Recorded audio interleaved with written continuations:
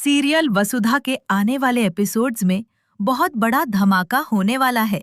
क्योंकि अब कहानी में ऐसा ट्विस्ट आएगा जो दर्शकों को चौंका देगा। कहानी की शुरुआत होती है अविनाश से,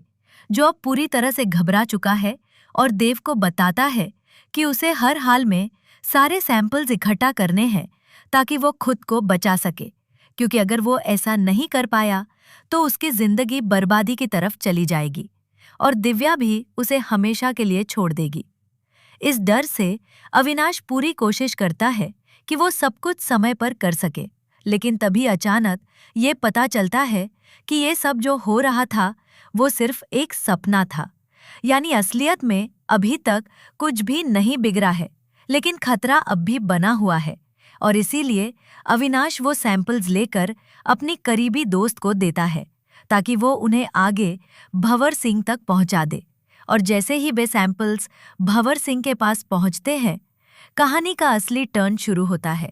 क्योंकि अब भंवर सिंह के पास वो फॉर्मूला है जिसकी वजह से सत्व का कॉस्मेटिक ब्रांड चल रहा था और अब वो उसी फॉर्मूले का इस्तेमाल करके सत्व को मार्केट से हटाने की तैयारी कर रहा है। इससे चंद्रिका सिंह चौहान की पूरी प्लानिंग खतरे में आ जाती है और उसका सपना टूटने की कगार पर पहुंच जाता है। लेकिन कहानी यही नहीं रुकती। इसी बीच सीरियल में एंट्री होती है मेघा की, जो वसुधा के खिलाफ नई चाल चलती है। वो वसुधा के घर में घुसकर उसका मंगलसूत्र चुरा लेती है ताकि चौहान हाउस में सबके सामने उसे बेइज्जत कर सके। लेकिन उससे पहले देव और वसुधा का एक भव्य फोटोशूट होता है, क्योंकि वसुधा अब दोबारा ब्रांड एम्बेसडर बन चुकी होती है और इस फोटोशूट में देव और वसुधा की केमिस्ट्री सबको बहुत पसंद आती है। इसके बाद जब मेघा चौहान हाउस में मंगलसूत्र लेकर सबके सामने आती है और तमाशा खड़ा करती है,